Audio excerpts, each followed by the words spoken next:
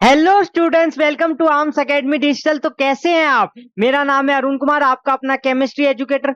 और आज मैं फिर से स्वागत करता हूं आपका आज की इस मेरी नई वीडियो में, जो कि हमारी होने वाली है लेक्चर नंबर 6 ऑफ थर्मोडायनेमिक्स के ऊपर।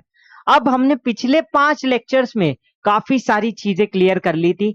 हमने लगभग लगभग मोस्टली 80% से ज्यादा ये थर्मोडायनेमिक्स कंप्लीट कर लिया था। आज की इस वीडियो में हम कवर करने वाले हैं एक बहुत ही इंपॉर्टेंट पार्ट, जिसका नाम है spontaneity and Gibbs free energy change. इस पर बेस्ड बहुत सारे क्वेश्चंस आपके नीट के एग्जाम्स में आते हैं और जेई के लिए भी बहुत ज्यादा इंपॉर्टेंट है, ये कह सकते हैं, क्योंकि ये बहुत ही मेन टॉपिक है इस चैप्टर का। अब इसको कंप्लीट करके हमारा थर्मोडायनेमिक्स वाला पार्ट कंप्लीट हो जाएगा, लेकिन थर्मोकेमिस्ट्री बचेगा। थर्मोकेमिस्ट्री को हम इसके बाद करेंगे। तो ये जो छठा लेक्चर है हमारा, ये थर्मोडायनेमिक्स का है। अब जो नेक्स्ट 7th लेक्चर से हम स्टार्ट करेंगे ना थर्मोडायनेमिक्स, वो आपकी थर्मोकेमिस्ट्री होगी, यानी थर्मोडायनेमिक्स एंड थर्मोकेमिस्ट्री, ये दो पार्ट है ना आपके इस यूनिट में।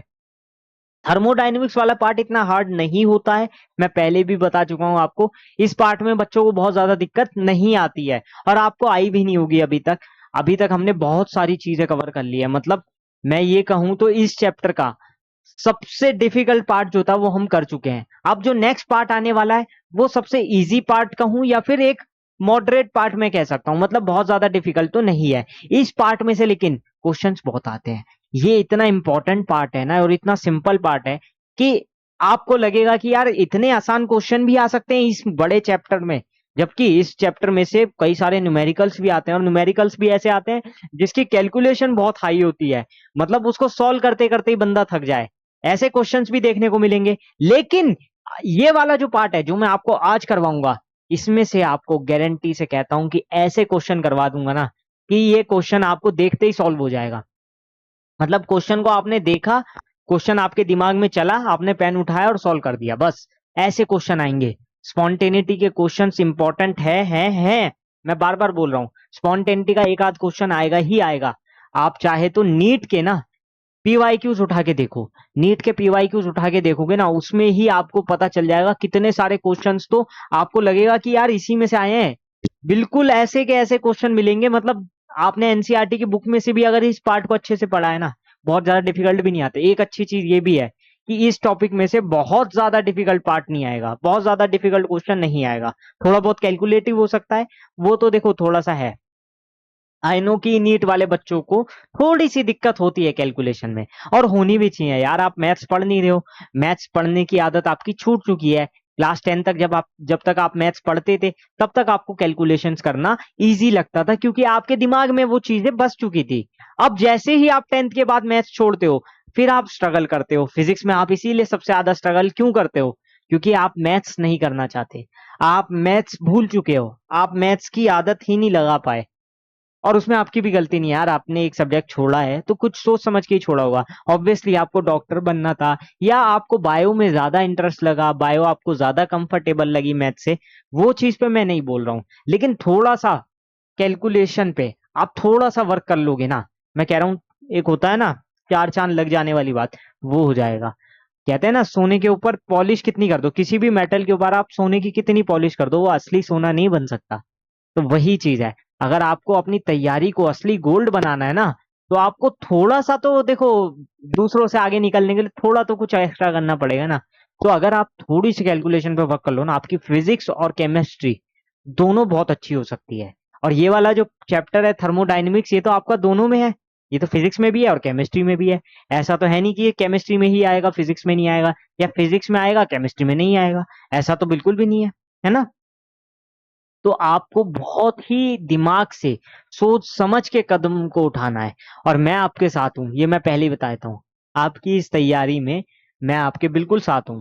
मैं आप मैं आपके पीछे खड़ा हूं, आप करो जो करना है। लेकिन आपकी भी एक जिम्मेदारी बनती है कि आप अपने कर्तव्य को पूरी निष्ठा के साथ निभाओ। अब ये मैं क्यों कह रहा हूं? क्योंकि देखो, डॉक्टर बनना आसान बात नहीं है। मैं आपको सच्चाई बताऊं, इंडिया की सच्चाई, इंडिया में बहुत सारे बच्चे एमबीबीएस करने के लिए राजी नहीं है प्राइवेट कॉलेज से। और ये मैं आपको सच्चाई बता रहा हूँ, क्यों? क्योंकि 1 करोड़ रुपए, 80 लाख, 90 लाख रुपए लग रहे हैं एमबीबीएस करने में। सोचिए, सिर्फ एक कोर्स को करने में इतना पैसा लग रहा है। तो वो प्रिफर क्या करते हैं, वो यूक्रेन चले जाते हैं या फिर किसी और ऐसी कंट्री में जाते हैं जहां पर इजीली उनको सस्ते में एमबीबीएस हो जाए और उनका रहने खाने का भी इतना ज्यादा ना लगे। अब आप कहोगे कि कुछ देशों में तो पढ़ाई फ्री है, लेकिन उस देश में रहना तो फ्री नहीं है ना, रहने का खर्चा बाकी सारे एक्सपेंसेस वो कौन देगा। लेकिन कुछ कंट्रीज हैं ऐसी आज भी जिसमें उतना एक्सपेंसेस उनको देखने को नहीं मिलेगा, तो वैसी कंट्रीज में जाना बच्चे ज्यादा प्रेफर कर रहे हैं।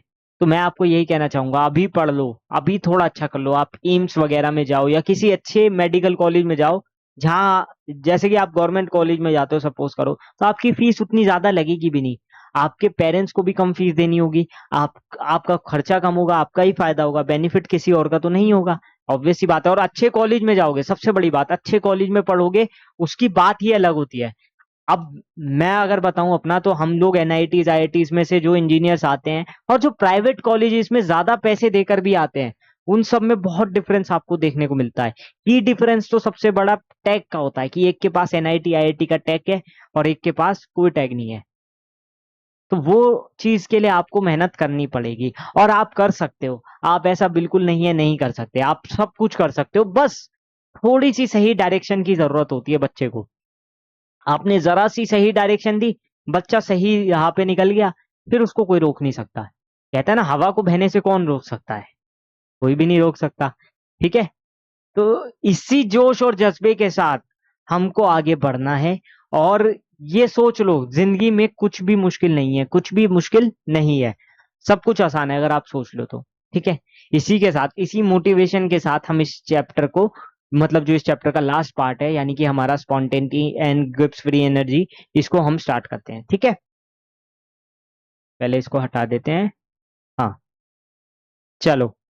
अब सबसे पहला क्वेश्चन आता है कि गिब्स फ्री एनर्जी क्या है, आखिर ये गिब्स फ्री एनर्जी को यूज क्यों करते हैं। देखो, ये तो सिंपल सी बात है, आपसे पेपर में तो ये नहीं पूछेगा डिफाइन गिब्स फ्री एनर्जी, इसकी डेफिनेशन लिखने तो आएगी नहीं। आप नीट की तैयारी कर रहे हो, थ्योरी भी आपको नहीं पता होनी चाहिए। बट मैं आपको सिंपल वे में अगर समझाऊं ना, तो हमने कल पिछले लेक्चर में, यानी कि लेक्चर नंबर 5 में, एक चीज देखी थी कि हम स्पॉन्टेनिटी निकाल रहे थे किसकी मदद से, डेल्टा एस और डेल्टा एच की मदद से निकाल रहे थे ना। डेल्टा एस निकालते थे, फिर डेल्टा एच निकालते थे कि डेल्टा एच नेगेटिव है तो एक्सोथर्मिक है, डेल्टा एच पॉजिटिव है तो एंडोथर्मिक है, डेल्टा एच पॉजिटिव है तो स्पॉन्टेनियस है, और डेल्टा एस निगेटिव है तो नॉन स्पॉन्टेनियस है। लेकिन बात आ जाती है वही, यहां पर हमें delta S universe, delta S surrounding देखना पड़ता है कि नहीं, यही देखना पड़ता है। तो हम उतनी लंबी कैलकुलेशन क्यों करें जब हमारे पास एक आसान सा मेथड है, और वो मेथड है गिब्स फ्री एनर्जी। अब आप कहोगे सर इसको यूज करके कैसे हम बताएंगे स्पॉन्टेनिटी का, मैं आपको बताऊं। इसकी सहायता से आप किसी भी प्रोसेस में, किसी भी केमिकल रिएक्शन में ये बता पाओगे कि वो स्पॉन्टेनियस है, नॉन स्पॉन्टेनियस है या इक्विलिब्रियम पे है। कैसे, इसके कुछ छोटे मोटे रूल है, वो रूल मैं आपको अभी समझाऊंगा। पहले हम ये समझते हैं कि गिब्स फ्री एनर्जी चेंज है क्या। तो देखो, गिब्स फ्री एनर्जी है हमारा system parameter to predict the spontaneity of a chemical reaction. यहां पढ़ो, a system parameter to predict the spontaneity of a chemical reaction. ठीक है, तो ऐसा सिस्टम पैरामीटर जो कि क्या प्रिडिक्ट कर सके, स्पॉन्टेनिटी प्रिडिक्ट कर सके। इसकी यूनिट देख लो, किलो जूल पर मोल या फिर जूल पर मोल। ठीक है, स्टेट फंक्शन है, सिंपल सी बात है, क्या है स्टेट फंक्शन, यानी कि ये डायरेक्शन पे या पाथ पे डिपेंड नहीं कर रहा है, ये डिपेंड किस पे करता है, इनिशियल स्टेट क्या है और फाइनल स्टेट क्या है, बस इन दो चीजों पे डिपेंड करेगा। ठीक है ना, और ये एक्सटेंसिव प्रॉपर्टी है, एक्सटेंसिव प्रॉपर्टी यानी मास डिपेंडेंट है। अब एक लाइन पढ़ो, यहां पर बहुत अच्छी चीज लिखी है, for uh spontaneous process delta S universe is greater than zero, यानी डेल्टा एस यूनिवर्स क्या हो रहा था, पॉजिटिव हो रहा था स्पॉन्टेनियस होने के लिए। Delta S universe includes delta S surrounding, to avoid calculation of surrounding we define a new state function where which can tell about spontaneity. तो मतलब ये कह रहे हैं हमें इतनी लंबी कैलकुलेशन क्यों करनी पड़े, हम सराउंडिंग को क्यों कैलकुलेट करें, इससे बेटर है हम एक नई स्टेट निकाल ले जिसके थ्रू हम इजीली बता सके और कंफर्म बता सके कि ये रिएक्शन स्पॉन्टेनियस है या नहीं है। स्पॉन्टेनियस का मतलब आप समझते ही हो, जो खुद ब खुद हो जाए, ऐसा प्रोसेस जो खुद ब खुद हो जाए, जैसे कि आइस मेल्ट हो जाए वाटर में, है ना, खुद ब खुद हो गया, हमने तो कुछ किया नहीं, उसने क्या किया, सराउंडिंग के टेम्परेचर से कांटेक्ट में आके खुद को क्या कर लिया, अपना भी जो टेम्परेचर था उसी टेम्परेचर पे लाके खुद को मेल्ट कर लिया, सिंपल। अब ये देखो, अगर डेल्टा जी हमारा पॉजिटिव है तो हम उसको नॉन स्पॉन्टेनियस बोलेंगे, डेल्टा जी निगेटिव है तो तो स्पॉन्टेनियस बोलेंगे। देखो इसके तीन केस बनते हैं वैसे। डेल्टा जी नेगेटिव का होता है स्पॉन्टेनियस, क्या होता है, स्पॉन्टेनियस। अभी इसकी कैलकुलेशन कैसे करनी है वो भी मैं बताऊंगा। डेल्टा जी अगर जीरो आ जाए, डेल्टा जी जीरो आ जाए मतलब इक्विलिब्रियम, मतलब क्या होगा, प्रोसेस इक्विलिब्रियम पे है।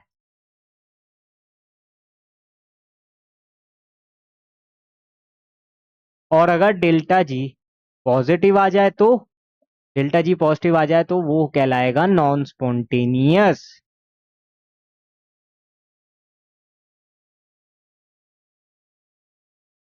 ठीक है। अब ये तीन केस मैंने आपको बता दिए कि कब स्पॉन्टेनियस होगी, कब इक्विलिब्रियम होगी, कब नॉन स्पॉन्टेनियस होगी। अब इसको चेक कैसे करेंगे, तो चेक करने के लिए एक फॉर्मूला होता है ना, मैं यहाँ फॉर्मूला लिखता हूँ, delta G equals delta H minus T delta S. यहाँ पर देखो ये होता है हमारा चेंज इन एंथैल्पी, ये मैं बता चुका हूँ, इस पे बहुत क्वेश्चन करवा चुका हूँ। डेल्टा एस कल हमने देख लिया था, पिछले लेक्चर जिसने नहीं देखा वो एक बार जाके देख लो लेक्चर नंबर 5 को। ये हमारा एंट्रोपी चेंज होता है, ठीक है। ये एंट्रोपी क्या, एंट्रोपी चेंज क्या, बार बार रिपीट नहीं करूंगा, सबको पता है। टी हमारा टेम्परेचर है, तो यानी कि अगर मेरे डेल्टा जी एच दिया हुआ है, डेल्टा एस दिया हुआ है, टेम्परेचर दिया हुआ है, तो क्या मैं गिब्स फ्री एनर्जी को कैलकुलेट कर सकता हूँ, बिल्कुल कर सकता हूँ फॉर्मूले में लगा के, है ना। और अगर मैं गिब्स फ्री एनर्जी को कैलकुलेट कर लूंगा, इसकी वैल्यू निकाल लूंगा, तो फिर तो मैं ये भी बता पाऊंगा ना साइन कन्वेंशन देख के कि ये इक्विलिब्रियम पे है, ये स्पॉन्टेनियस है या ये नॉन स्पॉन्टेनियस है। तो फिर तो मेरे लिए बहुत इजी हो गया ना बताना कि किसी भी रिएक्शन के लिए कि ये स्पॉन्टेनियस है या स्पॉन्टेनियस नहीं है। बताओ जल्दी से, समझ आया कि नहीं आया। एक और बार नेक्स्ट स्लाइड में दिखा देता हूँ। देखो वही फॉर्मूला जो मैंने अभी बताया ना, delta G equal delta H minus T delta S. एक बार ये चीज पढ़ो। अब देखो, उसको पढ़ने से पहले एक चीज और है, थोड़ी सी मैथमेटिक्स, इसलिए मैं कह रहा था मैथमेटिक्स पे थोड़ा सा वर्क करो। अब देखो सपोज करो इसकी वैल्यू आती है मेरी 2, इसकी वैल्यू आती है मेरी, टेम्परेचर को कांस्टेंट रखते हैं, डेल्टा इसकी वैल्यू -2 है। अब देखो यहाँ ये हो जाएगा 2 माइनस -2t, यानी कि 2 प्लस 2t, तो ये पॉजिटिव ही आएगा, ये पॉजिटिव ही आएगा ना। 2 माइनस -2 इंटू टी, यानी 2 प्लस 2t आ गया। तो जब भी यानी कि एक चीज कंफर्म हुई, जब ये पॉजिटिव है और ये निगेटिव है, तो डेल्टा जी क्या आ रहा है, पॉजिटिव आ रहा है। और अगर दोनों ही नेगेटिव ले लूं, एक केस ऐसा लेता हूं दोनों ही नेगेटिव लेता हूं, एक केस लेता हूं दोनों ही पॉजिटिव लेता हूं। अगर सपोज करो ये पॉजिटिव है और ये भी पॉजिटिव है, तो क्या होगा, अगर दोनों पॉजिटिव आ जाए, मतलब इसकी भी वैल्यू 2 आ जाए, इसकी भी +2 आ जाए, तो क्या होगा, 2 माइनस 2 इंटू टी, तो फिर 2 माइनस 2t हो जाएगा। तो इस छोटे से एग्जाम्पल से मैं ये समझाना चाह रहा हूं कि जब जब हमारा ये डेल्टा एच निगेटिव है और ये निगेटिव, ये पॉजिटिव है और ये भी पॉजिटिव है, तो डेल्टा जी की वैल्यू पॉजिटिव आ रही है, ठीक है। लेकिन वहां टेम्परेचर भी देखना होगा, वहां टेम्परेचर अगर ज्यादा हो गया, हाई हो गया, तो फिर ये नेगेटिव वाला पार्ट बड़ा हो जाएगा, इससे बड़ा हो गया तो नेगेटिव आ जाएगा। अभी मैं टेबल के थ्रू आपको ये सारी चीजें समझाऊंगा। और अगर ये दोनों ही नेगेटिव है तो क्या होगा, सपोज करो ये भी नेगेटिव है, -2 है इसकी वैल्यू और इसकी भी वैल्यू -2 है, तो क्या होगा, -2 प्लस 2t हो जाएगा। तो इस केस में ये देखना होगा टेम्परेचर हाई है कि लो है। अगर टेम्परेचर की वैल्यू कम आती है 1 से, तो क्या होगा, तो फिर ये इसकी वैल्यू ज्यादा हो जाएगी। तो यानी टेम्परेचर लो होगा तो फिर ये नेगेटिव आएगा, टेम्परेचर हाई होगा तो फिर ये पॉजिटिव आएगा। तो इस टाइप के हमारे कई सारे केसेस बनेंगे, वो केसेस हमें देखने हैं, ठीक है ना। ये प्लस माइनस पे डिपेंड करती है, स्पॉन्टेनियस एट लो टेम्परेचर, वही जो मैंने बताया, अगर दोनों नेगेटिव है तो ये लो टेम्परेचर पे स्पॉन्टेनियस हो जाएगी और हाई टेम्परेचर पे नॉन स्पॉन्टेनियस हो जाएगी। एक बार ये वाली टेबल देख लो, जिसने ये वाली टेबल याद कर ली, मैं गारंटी से कह रहा हूं उसको इस टॉपिक में से कोई भी क्वेश्चन आ जाए, कहीं से भी, बाहर से भी कहीं से क्वेश्चन आ जाए, उससे ये सब हो जाएगा। फॉर्मूला यही है, हमारा फॉर्मूला तो फिक्स्ड है। अब देखो, अगर ये माइनस है और डेल्टा एस पॉजिटिव है, तो क्या होगा, ये निगेटिव, ये निगेटिव, ये पॉजिटिव, तो क्या होगा, ये निगेटिव ये पॉजिटिव, तो ये भी माइनस का ये भी माइनस का, दोनों माइनस हो गए, दोनों माइनस हो गए ना, माइनस माइनस माइनस होता है, तो ये माइनस रहेगा एट ऑल। तो यानी कि डेल्टा जी की वैल्यू भी क्या आएगी, निगेटिव आएगी। ऐसे देखो ना, delta G equals delta H की वैल्यू भी निगेटिव और टी इंटू इसकी भी वैल्यू क्या है, अच्छा इसकी पॉजिटिव है ना, तो डेल्टा एच की वैल्यू पॉजिटिव है। तो इसका मतलब ये दोनों ही निगेटिव निगेटिव होके निगेटिव आएंगे। तो डेल्टा जी की वैल्यू जैसे ही निगेटिव हुई यानी कि वो क्या होगा, जीरो से कम होगा, और जैसे ही निगेटिव हुई यानी कि स्पॉन्टेनियस हो जाएगा, यानी कि क्या हो जाएगा, स्पॉन्टेनियस हो जाएगा। तो ये हर टेम्परेचर पे स्पॉन्टेनियस होगा, हर वैल्यू पे, जब ये निगेटिव और ये पॉजिटिव होगा, यानी डेल्टा एच निगेटिव और डेल्टा एच पॉजिटिव। दूसरा केस आता है दोनों निगेटिव हो जाए। अब दोनों निगेटिव हो या दोनों पॉजिटिव हो, इसके दो केसेस बनते हैं, इसके दो केसेस बनते हैं। जैसे अगर ये भी निगेटिव है ये भी निगेटिव है तो क्या होगा, माइनस, और ये माइनस माइनस प्लस, तो ये माइनस निगेटिव और प्लस पॉजिटिव इंटू टी ऐसे होगा। तो देखो यहाँ पर टेम्परेचर पे सारी चीजें डिपेंड करेगी, क्योंकि ये वाला पार्ट पॉजिटिव हो जाएगा, ये वाला निगेटिव रहेगा। तो जब जब मेरा टेम्परेचर हाई होगा तो वो इसको सरपास कर जाएगा, यानी कि वो पॉजिटिव आएगा, यानी कि वो पॉजिटिव आएगा। तो जब ये वाली वैल्यू टेम्परेचर की वैल्यू मेरी हाई होगी तो डेल्टा जी पॉजिटिव हो जाएगा, और डेल्टा जी पॉजिटिव होगा तो नॉन स्पॉन्टेनियस होगी। तो हाई टेम्परेचर पे तो ये नॉन स्पॉन्टेनियस रहेगी। लेकिन अगर मैं टेम्परेचर को लो कर दूं, यहां पर टेम्परेचर लो कर दूं और ये वाली वैल्यू इससे ज्यादा हो जाए इन दोनों को मिला के, तो क्या होगा, नेगेटिव वाला पार्ट रहेगा ज्यादा, तो नेगेटिव आएगी डेल्टा जी की वैल्यू, और डेल्टा जी की वैल्यू नेगेटिव आते ही नॉन स्पॉन्टेनियस हो जाएगा। तो स्पॉन्टेनियस होगा ये लो टेम्परेचर पे, ठीक है ना। टेम्परेचर बढ़ा दिया तो डेल्टा जी पॉजिटिव आ गया यानी नॉन स्पॉन्टेनियस, और टेम्परेचर कम कर दिया तो डेल्टा जी जीरो से कम हो गया, नेगेटिव हो गया, यानी स्पॉन्टेनियस हो गया। ठीक है, आई होप कि आपको ये समझ में आ रहा होगा। थोड़ा सा मैथमेटिक्स लगाना है, थोड़ा सा। अब दोनों पॉजिटिव हो उस केस में क्या होगा, अब फिर से वही लो टेम्परेचर हाई टेम्परेचर की बात होगी। देखो साइन कन्वेंशन जब भी दोनों सेम हो तो एक अलग चीज होगा, और दोनों अलग अलग हो तो अलग होगा। ठीक है, जब दोनों सेम होंगे तो उसमें दो केस बनेंगे, चाहे वो दोनों नेगेटिव हो या दोनों पॉजिटिव हो, दोनों ही केसेस में दो दो केस बनते हैं। जैसे यहाँ पॉजिटिव पॉजिटिव में देखो, अब ये भी पॉजिटिव ये भी पॉजिटिव, तो ये ऐसी के ऐसे ही रहेंगे। और जब ये एज इट इज लिखा है तो इसमें ये चीज बताओ, जब डेल्टा एच इसकी वैल्यू से ज्यादा होगा तो डेल्टा जी पॉजिटिव आएगा, ऑब्वियस सी बात है ना। अरे यहाँ देखो ना, डेल्टा जी है ऐसे, दोनों पॉजिटिव का मतलब यही है। अब इसमें जैसे ही मेरी डेल्टा एच की वैल्यू इससे ज्यादा होगी तो ये पॉजिटिव आएगा, और डेल्टा एच की वैल्यू ज्यादा कब होगी, जब इसकी वैल्यू कम होगी, और इसकी वैल्यू कम तब होगी जब टेम्परेचर लो होगा। तो यानी लो टेम्परेचर पे डेल्टा जी क्या होगा, पॉजिटिव होगा, यानी नॉन स्पॉन्टेनियस होगा। और वहीं हाई टेम्परेचर पे क्या होगा, हाई टेम्परेचर, इसका टेम्परेचर मैंने बहुत बढ़ा दिया, इसका टेम्परेचर बहुत बढ़ा दिया, तो नेगेटिव वाला पार्ट ज्यादा हो जाएगा, ये वाला पार्ट ज्यादा हो जाएगा इसके कंपेयर में। तो जो टी डेल्टा एस है वो डेल्टा एच से ज्यादा आ जाएगा, यानी कि ये नेगेटिव वाला पार्ट ज्यादा होगा तो फिर ये नेगेटिव रहेगा, यानी कि फिर उस केस में ये स्पॉन्टेनियस हो जाएगा। तो हाई टेम्परेचर पे क्या हो रहा है, वो स्पॉन्टेनियस हो रहा है। ठीक है ना, समझ पा रहे हो। याद कुछ नहीं करना है, बस इस फॉर्मूले को देख के नेगेटिव पॉजिटिव पॉजिटिव नेगेटिव करके हम सीख लेंगे। अब लास्ट केस आता है पॉजिटिव निगेटिव का। अगर ये पॉजिटिव है और ये डेल्टा एच निगेटिव है तो क्या होगा, देखो delta G equals delta H तो पॉजिटिव है और माइनस टी इंटू इसकी वैल्यू निगेटिव आ जाए, तो निगेटिव निगेटिव पॉजिटिव हो जाएगा, पॉजिटिव प्लस टी पॉजिटिव।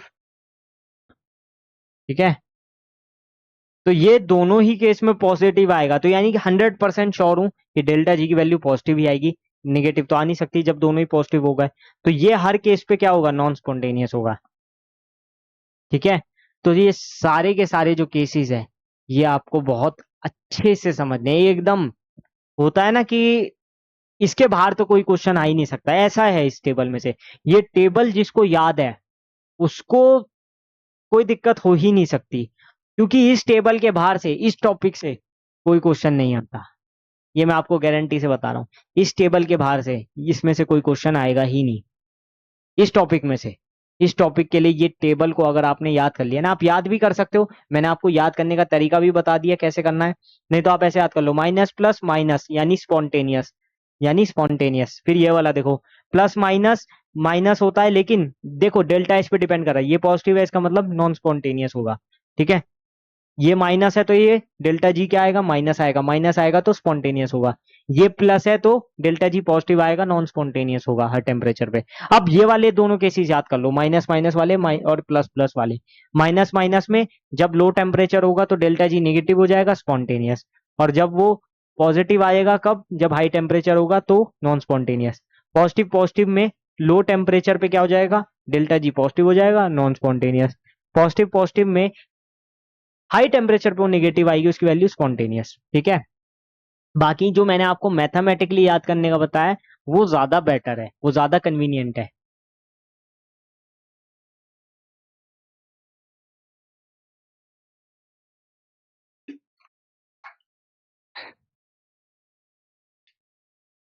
ठीक है, चलो कुछ क्वेश्चंस देखते हैं। देखो ये आपके एनसीईआरटी का क्वेश्चन है और ये जनवरी 29 2024 जेई मेन में आया हुआ क्वेश्चन है। सोचो मैं आपको जेई मेन के क्वेश्चन दिखा रहा हूँ, मतलब आप देख लो कि ये जेई मेंस में भी इसके क्वेश्चन आते हैं। और एक आध क्वेश्चन और दिखाऊंगा मैं जेई मेन का, फिर मैं आपको सिंपल क्वेश्चन भी दिखाऊंगा, क्योंकि मुझे लगा कुछ नया करना चाहिए। कब तक मैं वही नीट के पीवाईक्यूज लेकर आऊं या फिर मैं कोई बुक के क्वेश्चन उठाऊं, कुछ तो नया होना चाहिए ना। और ये टॉपिक ऐसा है, ये जेई के लिए बहुत ज्यादा इंपॉर्टेंट है और नीट के लिए भी ज्यादा इंपॉर्टेंट है, तो इसमें हम दोनों क्वेश्चन कर सकते हैं। ठीक है, जैसे ये वाला देखो, कैलकुलेशन तो है ही नहीं इसमें, कितना आसान क्वेश्चन है ये। Which of the following is not correct. अब मुझसे पूछ रहा है कि इसमें मुझे बता दो कि कौन सा ऑप्शन करेक्ट नहीं है, तो यानी कि मुझे गलत वाला ऑप्शन चूज करना है। तो जो गलत है वो मेरे लिए सही है और जो सही है मेरे लिए गलत है। अब पढ़ो इसमें, delta G is zero for reversible reaction. क्या ये बात सही है कि डेल्टा जी रिवर्सिबल रिएक्शन के लिए जीरो? रिवर्सिबल रिएक्शन कौन सी होती है? इक्विलिब्रियम में आपने पढ़ा था, केमिकल इक्विलिब्रियम में, जो रिवर्स जा सके, यानी कि जो फॉरवर्ड भी जाए जो बैकवर्ड भी जाए, है ना। यानी वो एक तरीके से इक्विलिब्रियम कहना चाह रहा है। तो डेल्टा जी इक्वल जीरो होता था मेरा इक्विलिब्रियम के लिए, ये मैंने आपको बता ही दिया था। डेल्टा जी निगेटिव होता था किसके लिए? स्पॉन्टेनियस के लिए। ये वाले जो तीन केस है ना, इसी से क्वेश्चन हो जाएगा। और डेल्टा जी पॉजिटिव होता था नॉन स्पॉन्टेनियस के लिए।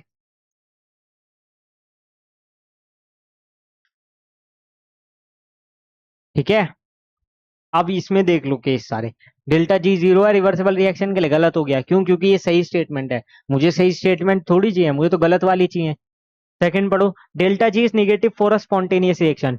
वहां देखो डेल्टा जी नेगेटिव ही आ रहा है स्पॉन्टेनियस के लिए, तो ये भी सही है, तो इसका मतलब ये गलत है, क्योंकि मुझे तो गलत स्टेटमेंट ढूंढनी है ना, नॉट करेक्ट। यहाँ पर देखो delta G is positive for a spontaneous reaction. अब यहाँ देखो ये कह रहा है डेल्टा जी पॉजिटिव है स्पॉन्टेनियस रिएक्शन के लिए, जबकि डेल्टा जी तो पॉजिटिव होता है नॉन स्पॉन्टेनियस के लिए। तो यानी कि ये वाली स्टेटमेंट गलत हो गई, यानी कि ये वाली स्टेटमेंट गलत हो गई और यही आंसर हो गया। हमें तो गलत स्टेटमेंट चाहिए थे ना, जो गलत है वो हमारे लिए सही है। लास्ट वाला पढ़ो, delta G is positive for a non spontaneous, ये सही है, ये ठीक है, तो इसका मतलब ये गलत है। बताओ कितना आसान क्वेश्चन था, इससे आसान क्वेश्चन आ सकता है? और ये जेई में आया हुआ क्वेश्चन है, जेई मेन में, एडवांस नहीं। एडवांस में तो क्वेश्चन देखो ऐसा क्वेश्चन आएगा ना, एडवांस में आपसे होगा भी नहीं। एडवांस के क्वेश्चन में और जेई मेन के क्वेश्चन में जमीन आसमान का फर्क होता है, बहुत फर्क है, बहुत अंतर है। मतलब आप आइडिया भी नहीं लगा सकते हो कि कितना अंतर है जेई मेन और एडवांस में। फर्क थोड़ा सा ही लगता है आपको, सिर्फ नाम का फर्क लग रहा होगा, जेई मेन है एक एडवांस है। लेकिन एडवांस जो है ना वो जेई मेन का बाप है एक तरीके से। वहां पे जो लेवल आता है ना क्वेश्चंस का, वो क्वेश्चंस का लेवल अगर आप देख लोगे ना, मतलब आप हिल जाओगे, ऐसे क्वेश्चन आते हैं। ऐसे ऐसे क्वेश्चंस दे दिए जाते हैं जो क्वेश्चंस एनसीईआरटी के बिल्कुल बाहर से ही है। मतलब एनसीईआरटी में से क्वेश्चन आ जाए इसकी तो बहुत ही कम प्रोबेबिलिटी है जेई एडवांस में। तो या JEE advance is one of the most most difficult exam. मतलब मैं उसको दे चुका हूँ, मैं उसको क्लियर किया हूँ, तो मुझे पता है वो सारी चीजें। जेई मेन हो जेई एडवांस हो, बहुत ही डिफिकल्ट होता है। मतलब 12 12 13 13 घंटे पढ़ के भी आपको श्योरिटी नहीं है कि आपका क्लियर हो जाएगा, इतना डिफिकल्ट है जेई। और जेई के लिए जो बच्चे प्रिपेयर करते हैं कोटा में, अगर आप एक बार देखोगे ना तो आपको पता चलेगा यार, वहां पे रात में क्लासेस चलती है। रात में बच्चे 2 बजे 3 बजे रिवीजन कर रहे हैं। कब? सुबह 7 बजे की क्लास के लिए। तो सो कितने घंटे रहे हैं? 4 घंटे 5 घंटे। पर मेहनत कर रहे जा रहे हैं, करे जा रहे हैं, क्योंकि ऑप्शन नहीं है। दो ही चांस मिलेंगे, एक 12th अपेयरिंग, उसके बाद ड्रॉप ईयर। अब क्या करे वो बेचारा, 2 बार ही जेई एडवांस दे सकता है, तो ऑप्शन तो उसके पास है नहीं। और जेई जो है ना वो बहुत ही डिफिकल्ट है सच में, मतलब नीट से बहुत ही ज्यादा डिफिकल्ट है। जेई एडवांस, मेंस की बात नहीं कर रहा, मेन और नीट का एक ही लेवल आप मान सकते हो, इतना ज्यादा डिफिकल्ट जेई मेन भी नहीं है मुझे लगता है। चलो नेक्स्ट क्वेश्चन की तरफ बढ़ते हैं। ये देखो एक और क्वेश्चन, आज मैं कसम खा के आया हूँ, आज मैं आपको जेई मेन के क्वेश्चन करवा के रहूंगा। ये वाला थोड़ा अच्छा क्वेश्चन है, ट्रिकी क्वेश्चन है। और ट्रिकी क्वेश्चन जो भी आ जाए ना, आय हाय हाय हाय हाय, ट्रिकी क्वेश्चन से बढ़िया क्वेश्चन है नहीं करने के लिए। मैं बता रहा हूँ, ट्रिकी क्वेश्चन अगर आपको करने आ गए, समझने आ गए, आप बॉस आगे निकल गए बहुत लोगों से, ये समझ के चलो। पहले करेंगे पेन चेंज। देखो इसमें क्या लिखा है, let us consider a reversible reaction at temperature T. In this reaction, both delta H and delta S were observed to have positive values. If the equilibrium temperature is T, then the reaction becomes spontaneous heat. पढ़ लिया? अब देखो इसमें क्या कह रहा है, delta H and delta S को ऑब्जर्व किया, ठीक है, उनकी पॉजिटिव वैल्यूज को ऑब्जर्व किया। उसके बाद उसने देखा जो इक्विलिब्रियम पे टेम्परेचर आ रहा था वो टीई आ रहा था।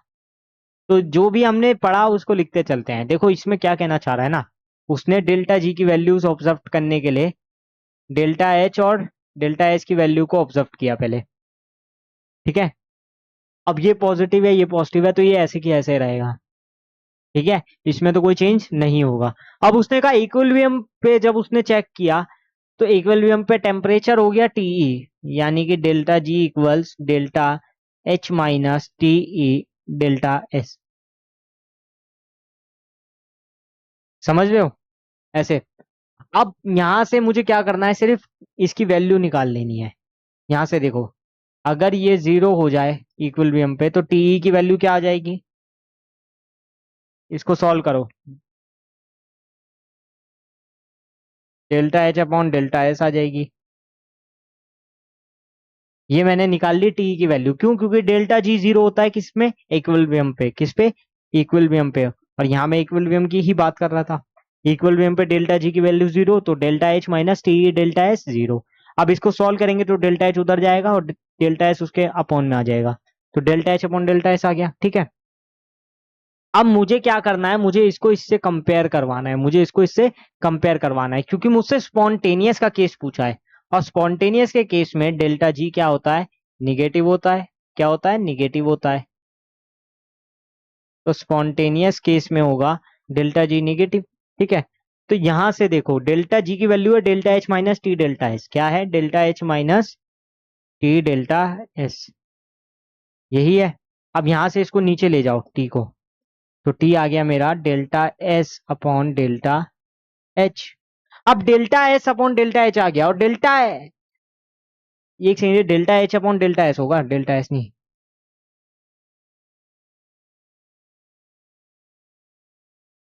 हाँ, delta H upon delta S. अब ठीक है। अब देखो delta H upon delta S, तो यहां से मुझे पता चल ही रहा है क्या है, टीई है। तो इसकी वैल्यू पूरे की मैं क्या रख सकता हूँ, टीई रख सकता हूँ, है कि नहीं? जल्दी से देख के बताओ, ऐसा मैं कर सकता हूँ या नहीं? तो इससे मुझे एक चीज समझ आ गई है। क्या चीज समझ आई जल्दी बताओ?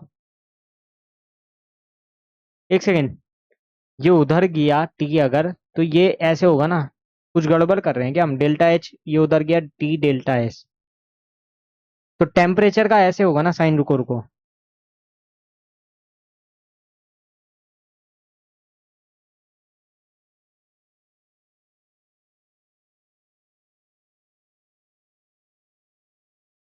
अब ठीक है, हाँ।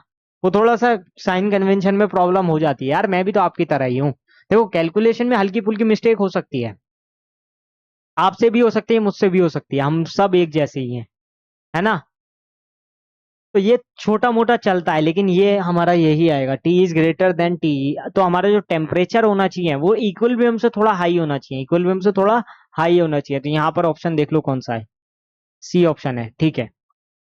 ठीक है ना। तो कैसे किया वो आपने समझ लिया। पहले हमने डेल्टा जी की वैल्यू लिखी, क्या होती है, delta H minus T delta S, ठीक है। फिर डेल्टा जी को क्या लिख दिया, delta H minus T delta S equal zero, T हो गया delta H upon delta S. अब डेल्टा जी स्पॉन्टेनियस के केस में क्या होता है, निगेटिव होता है। तो हमने delta H minus T delta S से सॉल्व कर दिया इसको। और तो हमारा सॉल्व करने पर एंड एट दी एंड क्या आया, टेम्परेचर टी से ज्यादा होगा, यानी इक्विलिब्रियम टेम्परेचर से ज्यादा लेना होगा, ठीक है। एक बार चेक करो जरा इसको, वैसे तो आपको समझ आ गया होगा, इतना ज्यादा कोई डिफिकल्ट वाला सीन नहीं है।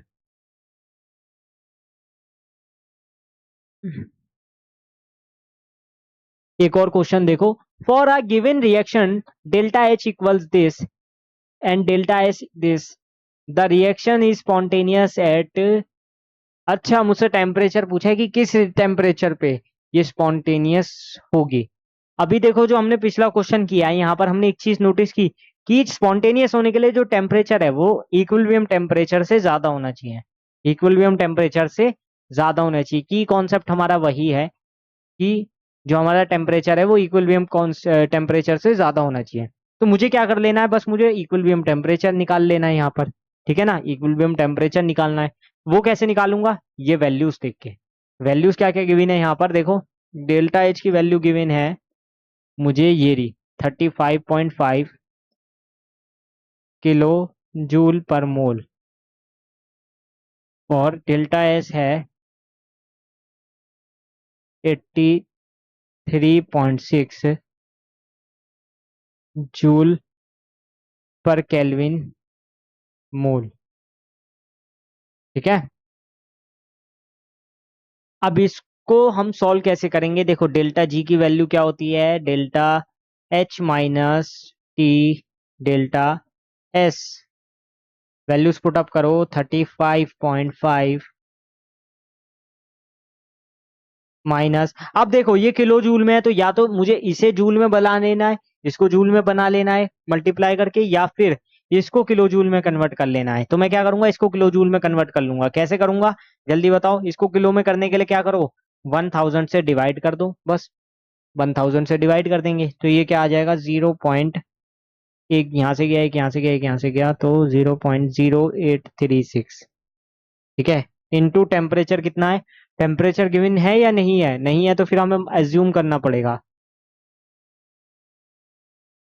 अच्छा, टेम्परेचर तो निकालना ही है। हाँ, और डेल्टा जी जीरो हो जाएगा इक्विलिब्रियम के केस में। इक्विलिब्रियम लेके चल रहा हूँ, ठीक है। अब देखो, इसको सॉल्व करेंगे तो टीई आ जाएगा 35.5 डिवाइडेड बाई 0.0836। ठीक है, इसको सॉल्व करो, यहाँ से गई 355 और ये हो गया, कैंसल आउट करो तो ये हो गया 4 या डायरेक्टली फिर वो 100 से मल्टीप्लाई करके 425 कुछ आ रहा है। तो ये लगभग 425 के आएगा। ये 424 कुछ 425 के आसपास आएगा। मैं 425 मान के चलता हूँ, टीई 425 है। तो जो हमारा टेम्परेचर होता था वो तो टीई से ज्यादा होता था। तो टेम्परेचर यहाँ पर जो इसकी वैल्यू आई है उससे ज्यादा होगा, यानी 425 के से ज्यादा होगा। तो जहां पर भी आपको ये वाला ऑप्शन देखने को मिले आप उसको लगा दो। यहाँ पर कौन सा ऑप्शन है, ये। ठीक है, एक बार इसको चेक कर लेना है, 424 या 425 ही आएगा, ये तो कंफर्म है। तो उसको हम 424 को भी 425 मान लेंगे, 424 पॉइंट समथिंग अगर कुछ आता है तो। ठीक है ना। तो इस टाइप से आपको ये क्वेश्चंस करने हैं। ठीक है, बहुत ही आसान क्वेश्चन था, सिंपल फॉर्मूला बेस्ड, फॉर्मूला वही है हमारा, फॉर्मूला चेंज नहीं होता है, इसी से हमें करना होता है। और ये जो इक्विलिब्रियम वाला केस है ना, इस पे क्वेश्चन बहुत आते हैं, ये याद रखना, इक्विलिब्रियम और स्पॉन्टेनियस वाला।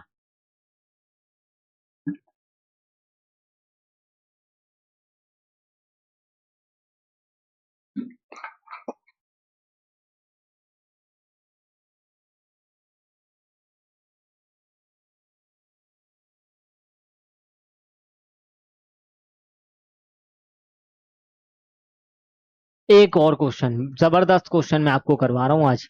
ये वाला क्वेश्चन देखो, पेन चेंज करेंगे।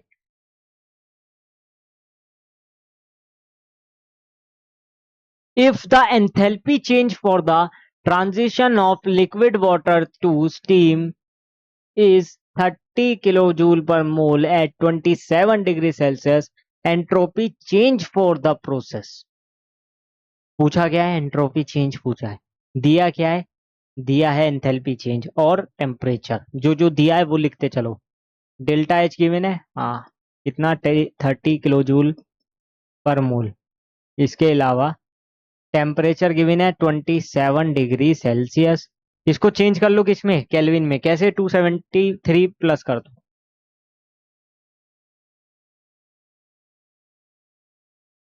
ये आपको केल्विन में चेंज ही करना पड़ेगा, क्योंकि आंसर जो हम निकालते हैं उसी के बेसिस पे निकालते हैं, ठीक है। यहाँ पर भी देखो केल्विन इनवर्स देखने को मिल रहा है, तो आपको वैसे ही केल्विन में चेंज करना होगा, ठीक है।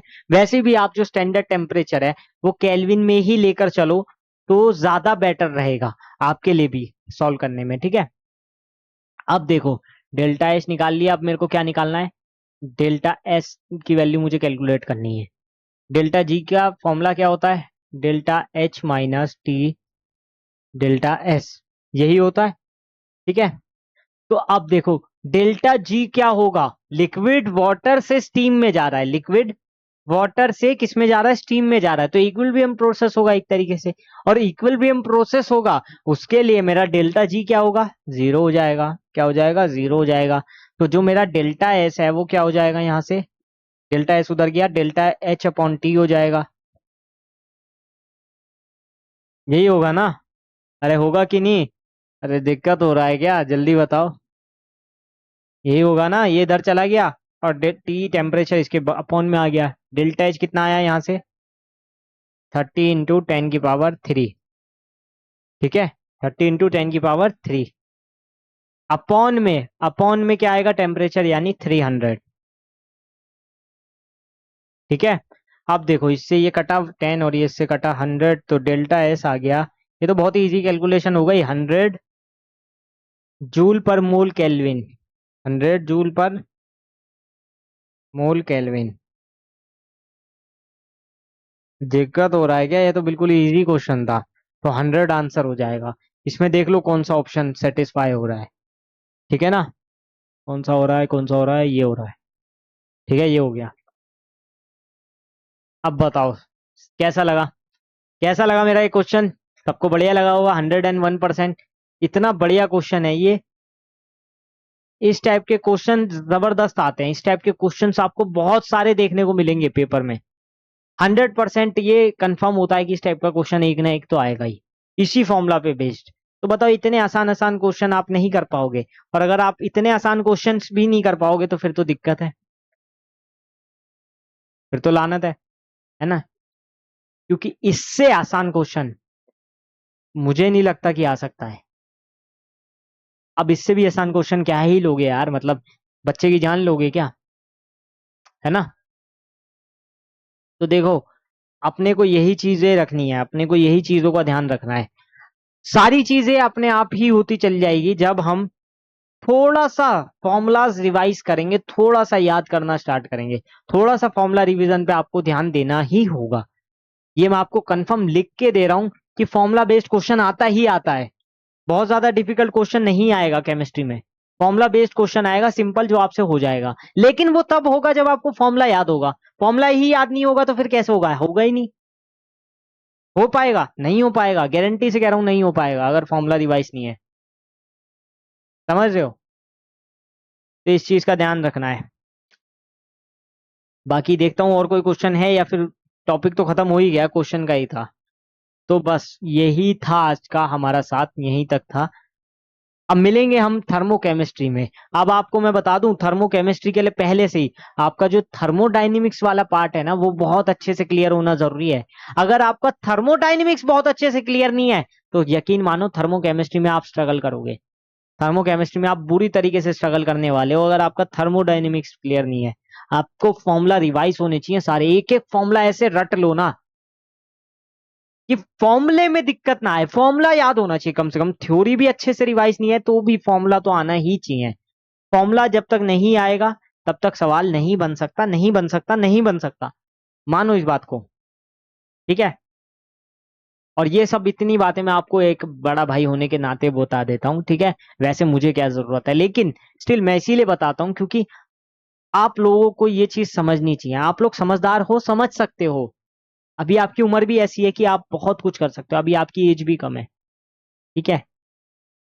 और आपसे नीट क्लियर होगा तभी होगा जब आप उसको सीरियसली लोगे, अगर आप उसको सीरियसली नहीं लोगे तो कोई फायदा नहीं है, ठीक है। तो मिलेंगे फिर नेक्स्ट वीडियो में, तब तक के लिए बाय, और thanks for watching and stay tuned with us. और जिसने भी अभी तक हमारा टेलीग्राम चैनल या यूट्यूब चैनल सब्सक्राइब नहीं किया है, वो अभी की अभी जाके सब्सक्राइब करो, और कमेंट करके बताओ कैसी लगी है आज की वीडियो, और थर्मोडायनेमिक्स के बाद कौन सा पार्ट आप देखना चाहते हो, कुछ सजेस्ट करना चाहते हो, आपकी इच्छा है सजेस्ट करने की तो कर सकते हो। ठीक है, मिलेंगे फिर नेक्स्ट वीडियो में, तब तक के लिए बाय।